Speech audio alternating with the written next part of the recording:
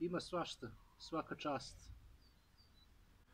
U današnjoj pokaznoj vežbi govorit ćemo kako provjeriti osigurače na vašem vozilu.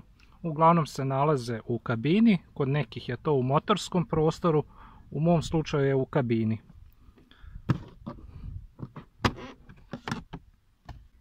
I uglavnom su ovdje topljivi osigurači i većina od nas vizualno provjerava da li su osigurači ispravni. Veoma je važno da imamo rezervne osigurače i da stavimo odgovarajući osigurač. Znači, ne smemo staviti osigurač koji je slab, niti koji je jak. I naravno, pre stavljanja drugog osigurača treba pronaći uzrok zbog čega je otišao osigurač. Znači, nije dovoljno, sad mi je ovaj osigurač izgoreo, sad ću ja staviti i čiče miče i gotova priča. Dakle, ovo su ti osigurači na vozilu i svaki je obeležen. Dakle, svaki osigurač ima svoju vrednost. U slučaju da ode neki osigurač, nije dovoljno da samo promenimo osigurač, nego moramo saznati zbog čega je došlo do pregorevanja osigurača. Na primjer, evo ovaj osigurač koristi 10 ampera i u slučaju da on ode, ne smemo staviti osigurač na primjer od 5 ampera ili na primjer od 20 ampera, jer možemo onda da zapalimo vozilo. Većina nas vizualno proverava da li su osigurači ispravni. Dakle, ove osigurače možete i prstima čak da vadite, preporuka je pincetom da vadite, dakle, lako se vade. Ove osigurače možemo vizualno da proverimo, dakle, nema potrebe da skidamo, zato što imaju neki providan poklopac i unutra se vidi licna i tačno možemo da vidimo. Na vama je volja kako ćete da proverite osigurače, da li ćete da vadite, da proveravate mernim instrumentom. Također, jedna od najvažnijih stvari da uvek moramo da vodimo računa u kakvom stanju su osigurači. Ako vidimo, na primjer, ovaj osigurač, plastika je počela da se topi, dakle nešto je ozbiljno i moramo to da proverimo.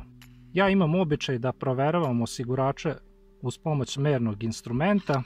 Dakle, ovaj instrument je veoma moćan i veoma mi se sviđa. Ovdje mogu da stavim i one pipalice. Također mogu da merim jednosmjerni napon do 36 volta. I evo, sada ću uz pomoć ovog mernog instrumenta da provjerim osigurače. Dobar. I ovaj je dobar.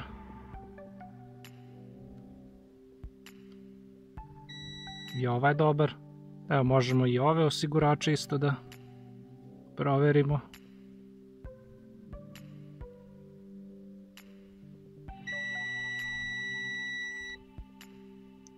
Svi osigurači su ispravni, a i primeti se na vozilu u slučaju da ode neki osigurač. Naravno, treba uvijek nositi u vozilu rezervne osigurače.